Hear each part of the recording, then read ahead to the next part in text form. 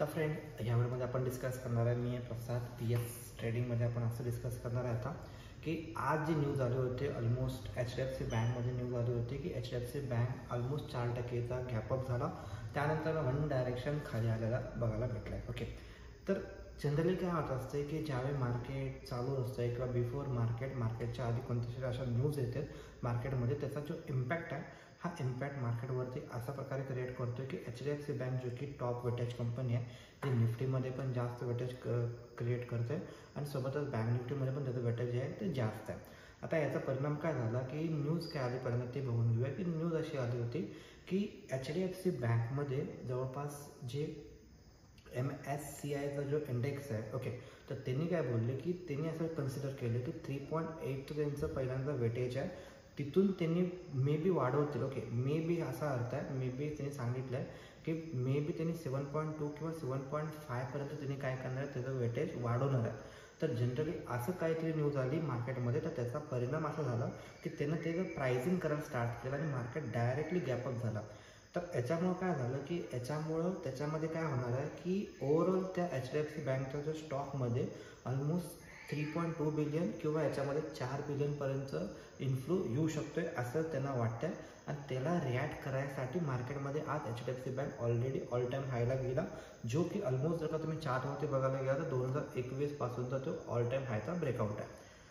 आता याच्यामध्ये बाय किंवा सेल अजिबात नाही आहे किंवा ह्याला बघून लगेच तुम्ही पण जाऊन ते बाय करू नका. तर माझं पर्स्पेक्टिव्ह काय असते, मी त्याला कोणत्या अँगलनं बिहेव करतोय, रिॲक्ट करतोय. तर जनरली काय होते, कधी पण न्यूज आली तर दोन प्रकारचे न्यूज मार्केटमध्ये असतात. एक असते ते म्हणजे झालेलं आहे आणि एक आहे की ते पण होणार आहे. तर मला बिलीव कमी असतं जिथं की प्रेडिक्शन बिटवीनमध्ये, म्हणजे काय की मे बी येतील, मे बी होऊ शकतं, मे बीमध्ये जिथं असते ना तिथं थोडंसं प्रॉब्लेम असते.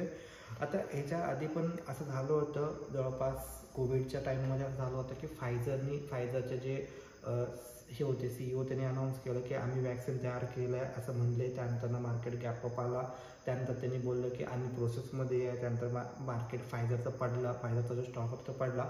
तर अशा न्यूजमध्ये थोडंसं न अडकलेलं कधी पण बेटर असतं, जिथं तुम्हाला अशी काइंड ऑफ न्यूज येते की त्यामध्ये असं आहे डायरेक्टली की हा कम्प्लिटली आम्ही तयार केलं आहे किंवा आमचं कम्प्लीट झालं आहे किंवा आम्ही बाय करणार केलो आहे किंवा केलं आहे, हे जे आन्सर असते, हे जे क्वेश्चन मार्क असतं, हा थोडासा पॉझिटिव्ह रिॲक्ट करू शकतो मार्केटसाठी असं मला वाटतं.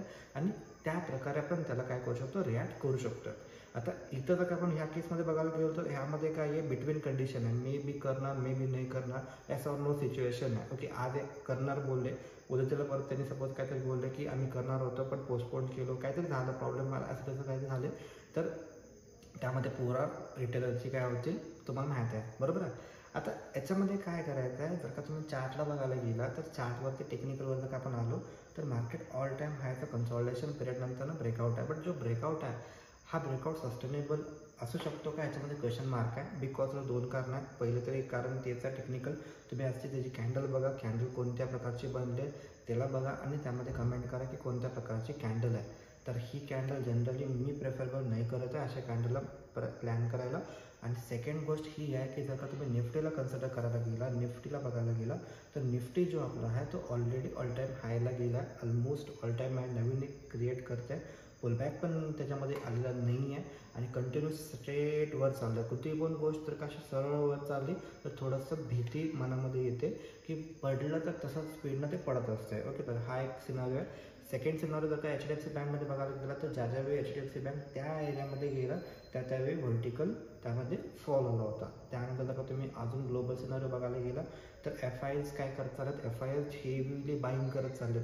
ज्यावेळी FIs हेवीली सेल करत होते त्यावेळी आपलं मार्केट वर गेले. आता इमॅजिन करा मार्केट FIs हेवीली बाईंग करत चाललेत तर काय होऊ शकतं, कमेंट करू शकता.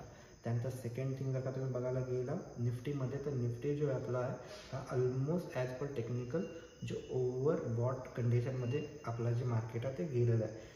इमॅजिन जर का इथून जर का निफ्टी जर का रिव्हर्स झाला, बाय डिफॉल्ट HDFC त्याचं वेटेज आहे, HDFC पण रिव्हर्स व्हायला वेळ नाही लागणार आणि HDFC ऑलरेडी एका रेजिस्टन्स लेवलला ऑलरेडी आलेलं आहे. ओके, आता 2 ते 3 सिनारिओ असतील, मे बी अजून एक 10-15 दिवसामध्ये किंवा पुढच्या ह्या महिन्यामध्ये क्वार्टरचा रिझल्ट पण येणार क्वार्टरचा रिझल्ट आत्तापर्यंत हिस्ट्री आहे HDFC बँकची, ज्याच्याही क्वार्टरचा रिझल्ट आला त्याच्यामध्ये व्हर्टिकल फॉल आपल्याला बघायला भेटला. मग रिझल्ट कसा पण लागो, चांगला लागला तरी पण फॉल आला, खराब लागला तर त्याच्यापेक्षा जास्त फॉल आला. तर बेटर कंडिशन आहे, वेट आणि वॉच, मजा बघूया काय होतं. त्यानंतर असं नाही आहे की तो एकच स्टॉक आहे, बाकीचे पण स्टॉक आहेत, त्याच्यामध्ये बघू आपण ट्रेड प्लॅन करू शकतो. बट हा जो स्टॉक आहे अशा न्यूजवरती आलेला आहे की याच्यामध्ये एस ऑर नो काय पण होऊ शकते. न्यूज इन बिटवीनमध्ये आहे की मे बी करतील, मे नॉट, मी करणार पण आहे, अशी काहीतरी न्यूज आहे.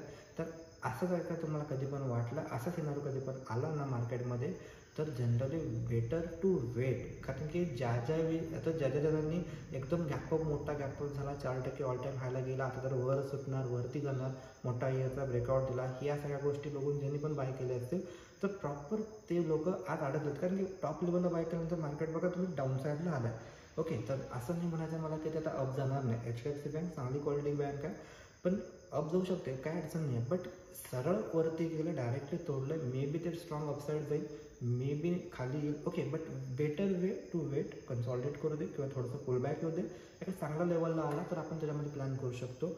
बाय द वे, जर का तुम्हाला ट्रेडिंग फ्री ऑफ कॉस्ट शिकायचं असेल किंवा पेडमध्ये शिकायचं असेल तर व्हॉट्सअप करू शकता. डिस्क्रिप्शन सेक्शनमध्ये नंबर आहे, तिथून तुम्हाला नंबर भेटून तर तुम्ही तिथून व्हॉट्सअप करा आणि तिथून तुम्हाला लर्निंग करू शकता, कोणत्या लेवलला तुम्ही काम करू शकता ते. आणि सेकंड सिनारिओ हा आहे की आता जर का आपण निफ्टीला बघायला गेलो याच्यामध्ये, तर निफ्टी ऑलरेडी ऑल टाईम हायला गेला, याच्यामुळं HDFC बँकमुळं बँक निफ्टी पण ऑलरेडी ऑल टाईम हायला गेला. तर काय होऊ शकतं उद्या फ्रायडेला जर का मार्केट जर का फ्लॅट ओपन राहिला, ओके, तर ह्याच्यामध्ये स्कोप आहे अपसाईडला किंवा डाऊन साईडला, जिकडं ब्रेक होईल तिकडं आणि जिकडं सस्टेन होईल तिकडं. पण जर का डायरेक्टली मोठा गॅपअप झाला तर ह्याच्यामध्ये जास्त रॅली नाही येणार, जसं आज झाला, मोठा गॅपअप झाला, 1-2 रॅली आली आणि साईडवे केला. तर तसं काइंड ऑफ सिनारिओ याच्यामध्ये बनू शकतो मार्केटमध्ये, निफ्टीमध्ये, आणि बँक निफ्टीमध्ये पण तसंच सिमिलर सिनारिओ याच्यामध्ये बघू शकतो. ओके, तर एक्झॅक्टली डिटेल्सवालं जे लेवल्सचं व्हिडिओ आहे ते आपलं जे दुसरं चॅनल आहे त्याच्यावरती मी प्रोव्हाइड केलं आहे ऑलरेडी, तुम्ही तिथून चेकआउट करू शकता. आणि व्हिडिओ कसा वाटला तुम्ही कमेंट करू शकता. भेटू आपण नेक्स्ट व्हिडिओमध्ये, तोपर्यंत जय हिंद, जय महाराष्ट्र.